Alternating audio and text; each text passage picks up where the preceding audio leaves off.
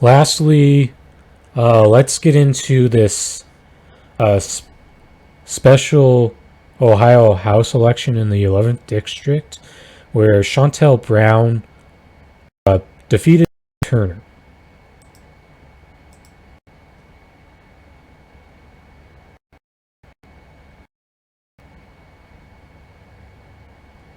And this is another example. The electoralism left is pissed off at journalists trying to demand more from their beloved squad, and they're also pissed off because of the fact that you weren't doing enough to try to help Nina Turner get elected.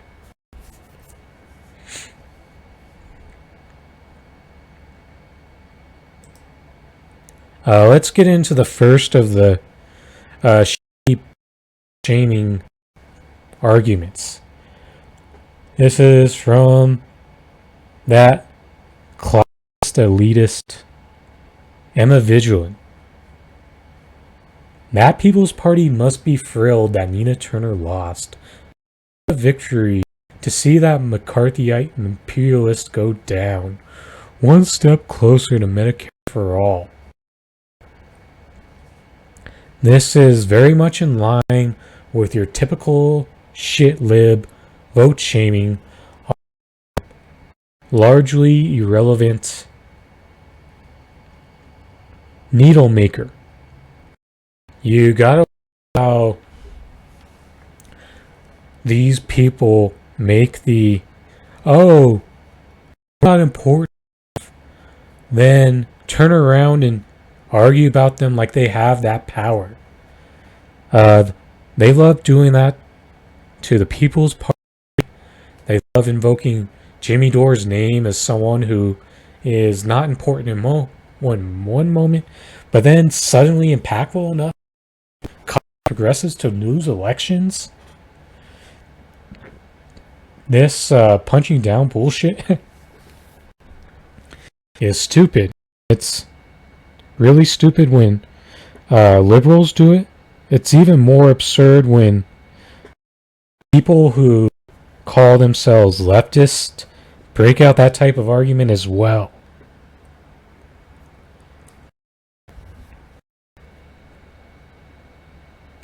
And I also I didn't see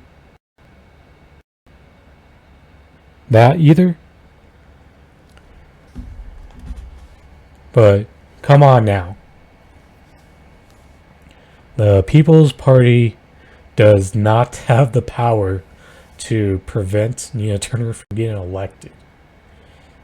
In fact, the People's Party account was supportive of Nina trying to get into office. But no, when you're a elitist prick like Emma Vigilant, you'll punch down and push a narrative that makes her feel good at the end of the night. That's what she's really about.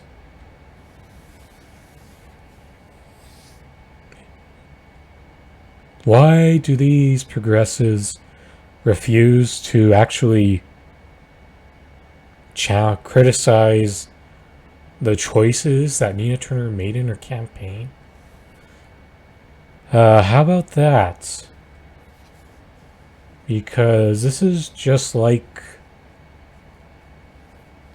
You're becoming just like liberals when they refuse to question their Democrats and just focus on Republicans. And even though there's a much smaller tent that you'll let go unaccountable, the parallels are very strong.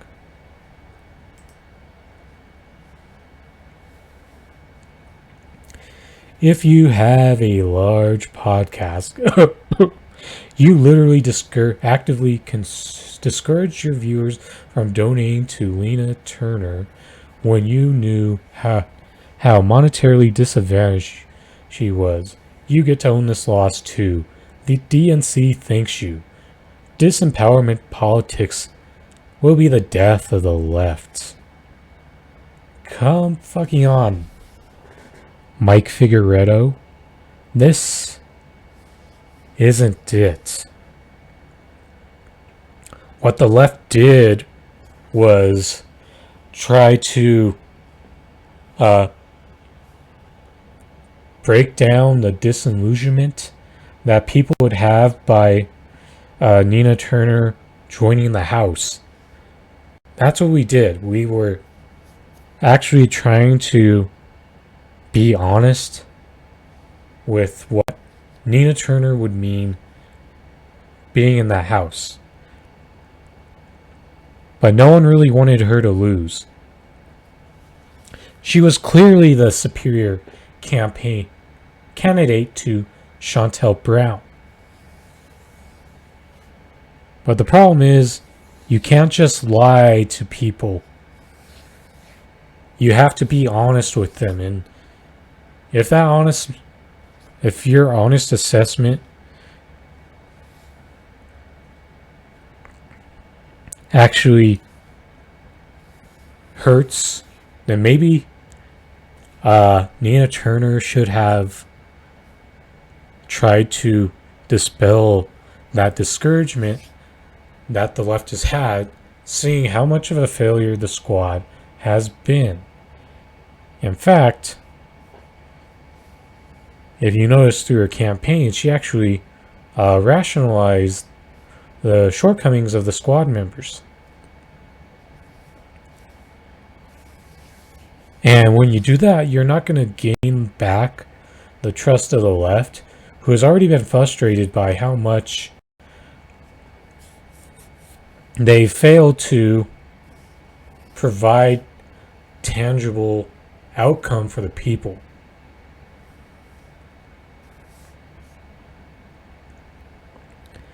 However, if there's anything more counterproductive to the left, it's wasting financial resources in a rigged system of the Democratic Party.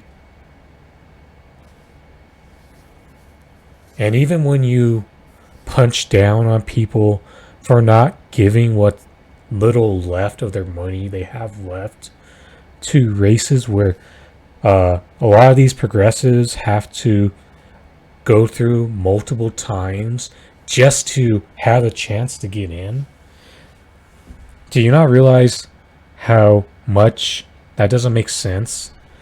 Think about all the money that the left has used to donate to politicians, and where we could be if instead that we used that money to build a mutual aid network. You know how much that would help if we had those millions of dollars back in order, having a surplus of funds potentially to start to build towards this general strike on October 15th. But when you join the elitist left class like Mike Figueredo has, then you're just going to continue to go this route of punching down on people. And the more that you go down that road, the more you're just going to spin your wheels to the point where you're not making any true progress with your fool's errand of trying to reform the Democratic Party.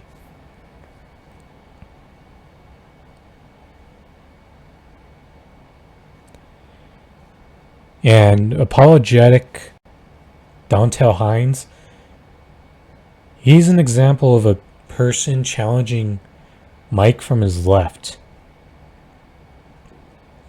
Does Nina Turner own any of this loss? She chose to go the strategy of her campaign advisor Jeff Weaver of pandering to conservative Biden voters while using left buzzwords. Maybe be opening inexplicably more hostile to the ruling party that left us for dead, instead of trying to fit in. Then, in typical smear merchant action, Mike responds, "You're one of the people who smeared Mina Turner immediately after she launched her campaign. Maybe you'd be able to land a job at the DNC. I'm sure they'd be more than happy to pay you for your services." Then Mike had to smear a black leftist who is not falling in line unequivocally for the positive propaganda of Nina Turner. She supports every populist leftist policy position and literally advocates for electoral reform to make third parties viable. Yet you leftists have dumbfuck attacks on Nina, pinned for clout.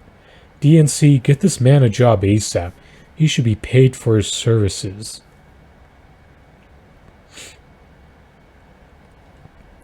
And all you did was feed into Prove Unapologetic's point with that unfair attack that you just performed right there.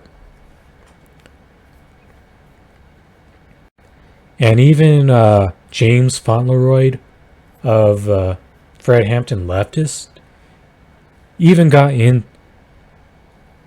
See, James Fauntleroy, he even called out the Mike Smear Merchant attack.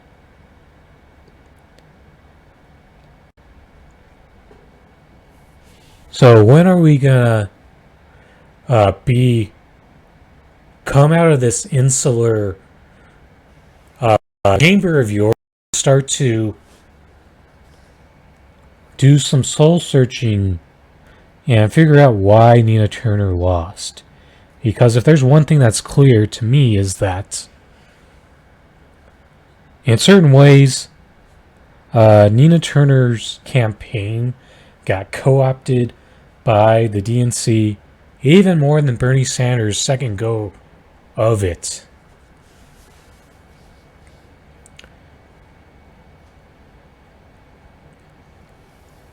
And if you're not continuing to maintain your skepticism, then you're not helping the left become better in the process. Because when Bakari Sellers started to align himself with that campaign, for these people, the sound alarm should have been going off. In the same way that Simone Sanders hurt Bernie Sanders' campaign by being a DNC rat who ended up turning on him to the Biden campaign, we should have been able to call this out in the process as well. And there were several red flags in this campaign that we could go to that played a part in her losing.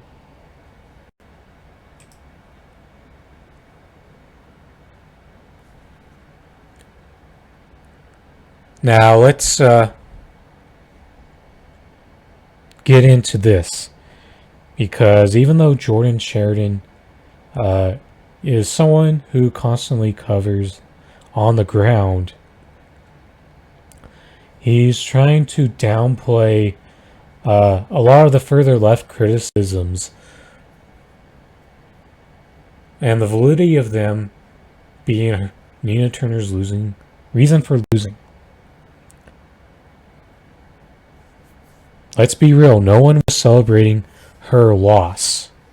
And if you just consider someone who's not going to get emotionally worked up whether she won or not,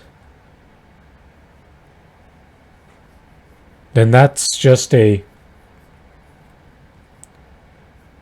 bad ad hominem attack that you're performing in this process, because what Jordan Sheridan has been doing is really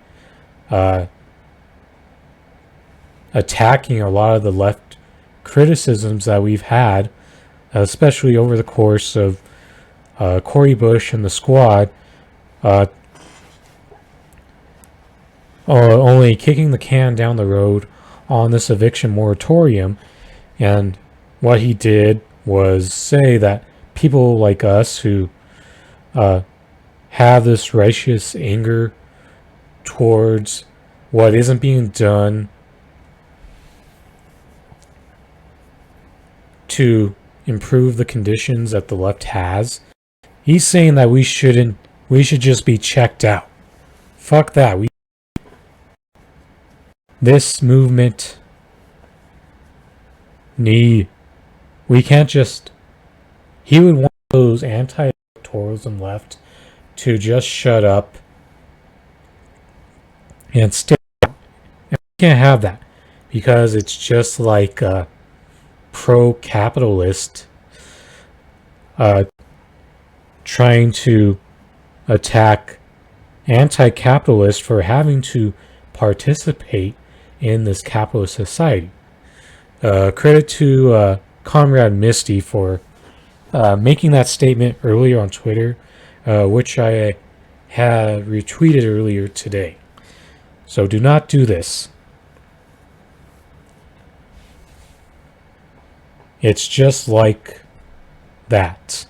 And even though Chuck Modi has been frustrated by some of the angry left critiques of the squad still not doing enough, he at least knows that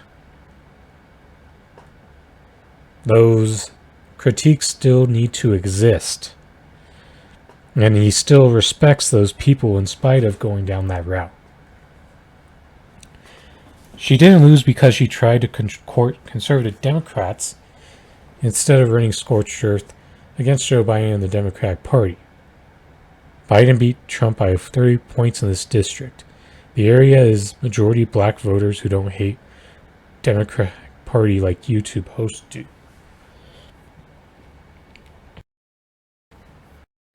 No, she lost because she tried to assimilate herself too much with the establishment.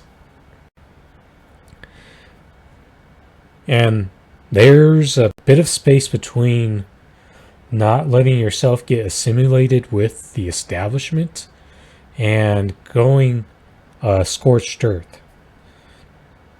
There is some room between that where she could have been and given herself and not change her odds of winning this race whatsoever. She didn't lose because of the squad or force the vote. A laughable claim because the majority of voters in this district wouldn't be able to tell you which politicians are in the squad. And this, in a way, is insulting of the intelligence of people that vote. I imagine that they're, even if you're not that politically engaged, I would think that you would know at least 3 to 4 of the 6 squad members, even if you don't have time to engage with politics. And if to act like that didn't have any impact, seeing the shortcomings of the squad or frustrations that they didn't do more to extract concessions from these establishment Democrats, I think you're underestimating the type of knowledge that people could have.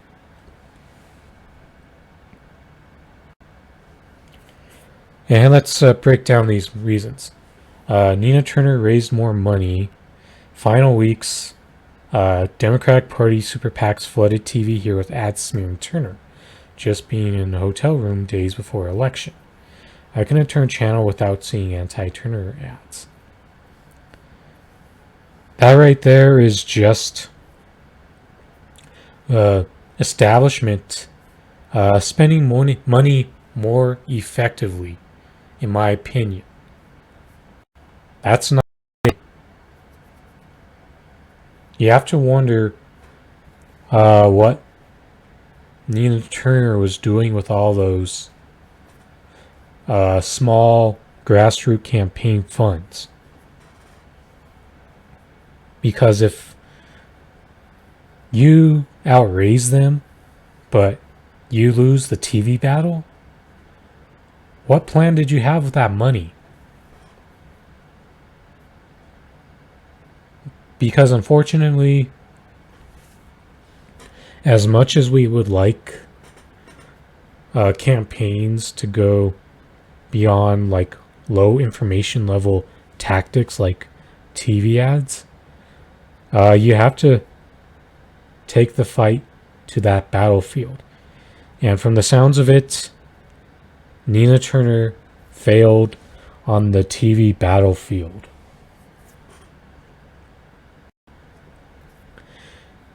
And billboards quoting Nina Turner's bullshit Joe Biden comments.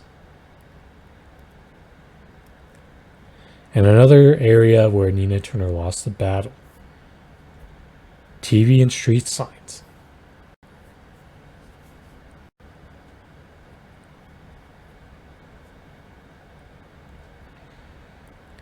And when you sit back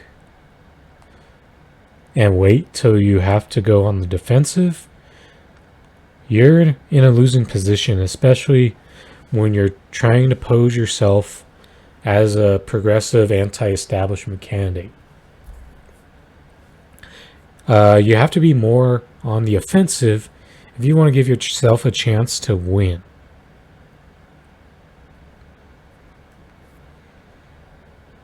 In final days before election, to knock on doors for Turner, the campaign did not have strong ground game field operation. In particular, voter turnout was low in Akron, an area Turner had a run-up score. She won by a point. Look at that. Guess what? If people had real faith, haven't been disillusioned or lost their faith into the squad, maybe they would have had a few more people helping on the ground. And look, Akron, Ohio. Can you tell me what people... I could think of some famous people that have come from Akron, Ohio, that may have been able to help turn the tides here. Like, for example, LeBron James. Even though the celebrity aspect of politicians can be annoying in certain instances, think about if the Turner campaign had advocated to gain an endorsement from LeBron James. Not only that, LeBron James does some social media promotion. Do you know the influence of LeBron James online? Think about how impactful LeBron James' endorsement of Nina would have been to the people of his hometown of Akron. Not only that, but another person I could think of that came from Akron, Ohio, is Blazers guard CJ McCollum. If you had acquired CJ McCollum's endorsement and he promotes you on social media, you would have been able to probably in that area by more than just 1 point. Even though the NBA by and large is corporate liberals, if you don't think that they could have getting a relevant celebrity endorsement and some free promotion from those guys wouldn't have given you a bit of a different outcome in Akron? especially someone as highly influential as LeBron James, I think you're missing opportunities here. I mean, Killer Mike tried to help, and many of the other left-wing celebrities, but when it comes down to it, you can't underestimate the impact of getting someone with a higher level of celebrity than the people who tried to support the campaign. And even though LeBron James trying to come out for Hillary Clinton in 2016 didn't work, yeah, it would have had a different outcome if the Turner campaign tried to court some more celebrity endorsements. Unfortunately, even though it's an aspect of politics we don't like, it's still a necessary need. And I will say that Bernie Sanders had a pretty solid coalition of celebrity supporters, even though many of them turned into full-fledged shitlibs the moment that he dropped out. He at least had that going for him. And Nina Turner could have capitalized on more celebrity endorsements. But instead, you had people like Yvette Nicole Brown go on the rampage for Shontell Brown. I'm sure there's no relation there, but the point is, Yvette Nicole Brown is a Brianna Joy Gray Twitter troll. In final days before, for people trying to simplify Nina Turner's loss as she ran as a Dem, please realize folks have no idea what they're talking about and are just reactionaries doing a damn good job of dividing the left. Turner was up 35 points just 2 to 3 months ago running as a Democrat. Look, I know that a lot of people do talk about the bad of running as a Democrat, but I do understand that it just isn't simply possible to run third party or independent everywhere in the country.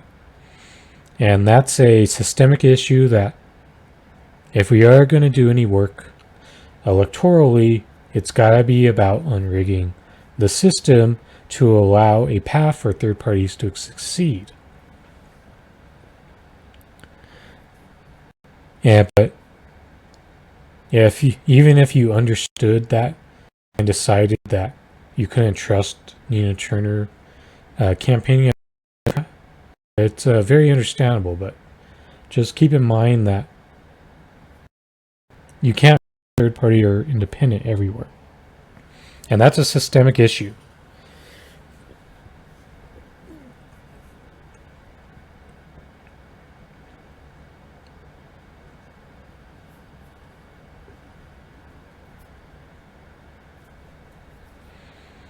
And back to this unfulfilling argument of anyone telling you Tina lost because she ran as a Democrat or didn't run scorched earth enough are simply uninformed reactionaries who are more interested in ranting and raving online and seizing power.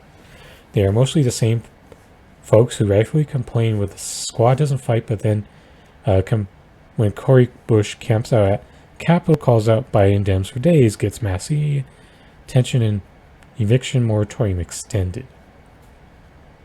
It's a photo op or not, it doesn't matter. She wouldn't answer a question or force a vote. Here's the reality. Nina Turner got crushed by big money like most losing campaigns. Her campaign had weaknesses, namely bad field operation. But she didn't lose in a landslide 6%. Less than Cory Bush's first defeat. She could potentially run against Brown next year. She could run for Ohio Senate in 2022 or not run again. Here's the problem. These are false, self-fulfilling arguments. And as I say, you're going to continuously spin your wheels until you realize the focus should be trying to change the system rather than reform it.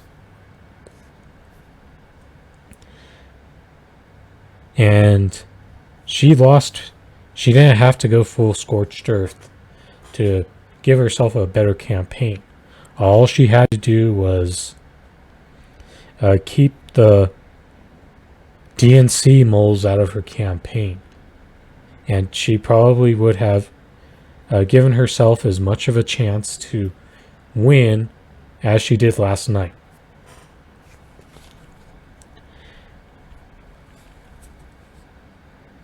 And the fact that these people think these things actually hurt seizing power, when there should be enough evidence out there that should show us that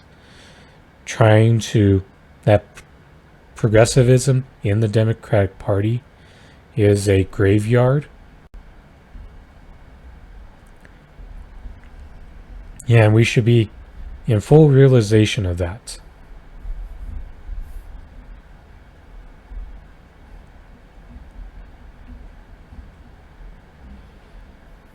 No, I'm not. He may try to he's ad hominem and strawmanning criticisms, because I'm not here trying to call people frauds and sellouts. However, the squad has been corrupted. And no, Kyle Kulinski, it does not take money to corrupt someone. It is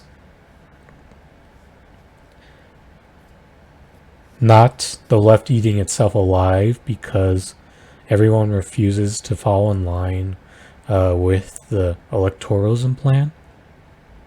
No, it's probably going to eat itself alive because we refuse to shift our focus more towards trying to fix the system, work outside of the two-party system. That's where our real issues lie here. It's not the fact that people don't fall in line. I'm trying to provide a different plan. Because if we continue to go down this pathway, all you're doing is getting stuck in a hamster wheel. There's a hamster wheel for vote blue no matter who it is. Then a hamster wheel for the electoralism left. And we should really start to acknowledge election integrity,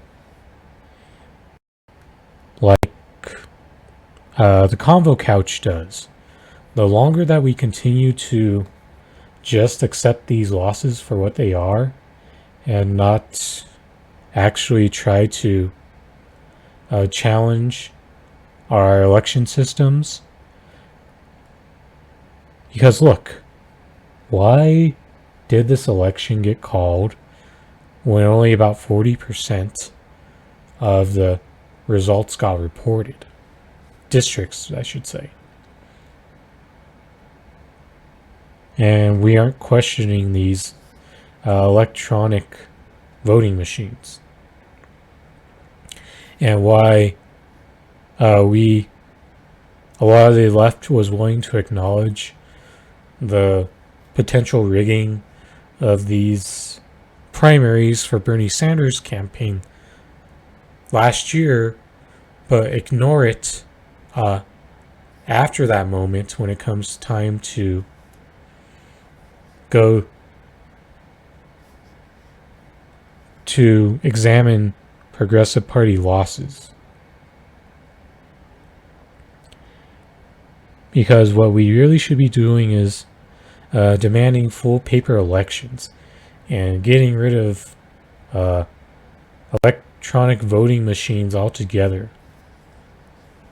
And how do we continue to accept this after countless times of people saying that their votes got changed when they stepped into the ballot? And how we aren't acknowledging that if it wasn't for many extra states going the mail-in voting route for this past presidential election, that Joe Biden may have still lost because of the fact that the anti-Trump, the I'm not Trump campaign probably isn't. Certain states didn't have extra mail-in ballots to keep people safer from COVID. And that's even with garbage of a response that Donald Trump largely had to COVID in his last few months in office. He still would have won if those states did not have mail.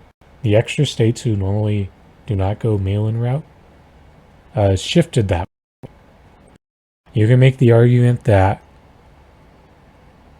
well, it really going to have changed much because in certain solid red, a couple red states that have committed to mail-in balloting, like Utah, it just further reinforced the fact that they're just more conservative. That I think your turnout would have just been lower overall if you didn't give that little turnout that put Biden over the hump in those few states that he needed in order to win. They wouldn't have happened.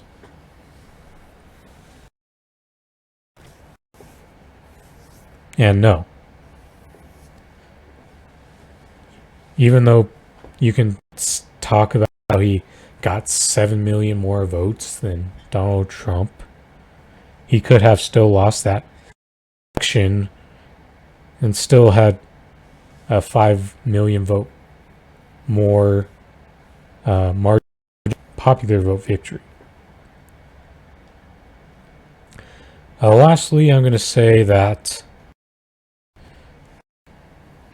this continuing to go down the route of electoralism is only going to keep us at a limited point. We just do not have the time to go try to add 1 to 4 progressives every 2 to 4 years when elections come up. Most of us won't even live long enough to have a majority of progressives in our Congress. In fact, what you're going to see is it's a fool's errand because some of your progressives are going to turn liberal on you. And we've already seen that take effect with AOC and to lesser degrees Ilhan Omar and Ayanna Pressley and Pramila Jayapal. And what you're still seeing is some of your even less bad squad members still take opportunities to gaslight the left, like Cori Bush, Jamal Bowman, and even Rashida Tlaib, Ayanna Pressley on occasion. In fact, Tlaib has still actually done a better job than anyone else in the squad of avoiding gaslighting people. I will give her that small amount of credit. But as I said, even though Nina Turner was clearly the better candidate, I wasn't going to get emotionally invested win or loss. So it's time to come to the realization that this isn't going to have the storybook ending where the squad gets bullied around by the establishment while being powerless. Then as we continuously add more people, they become more powerful. No, the reality is the DC is going to corrupt these people to the point of where they live long enough to become the bully. And you're just falling for the kayfabe if you continue to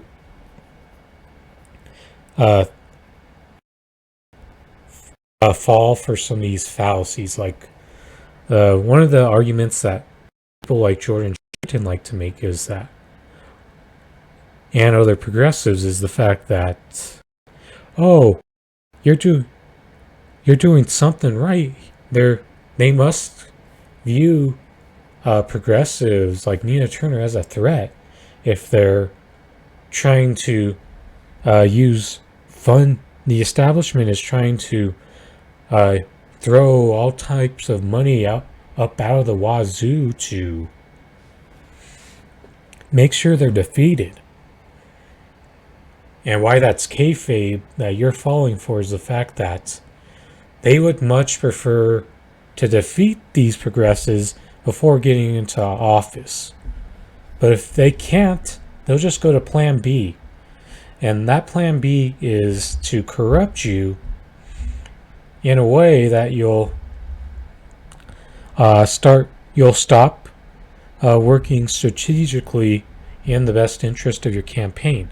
And that type of corruption has permeated the squad and their fellow progressives in the House. And even if progressives get through, they're going to continue to corrupt them in a way that prevents them from actually following through the fight for the people. And once we come to that realization, we'll start to actually make some progress outside. Because the only way that we're going to get anything done is pretty much purely through the outside game until we unrig the electoral system in order to improve things from the inside.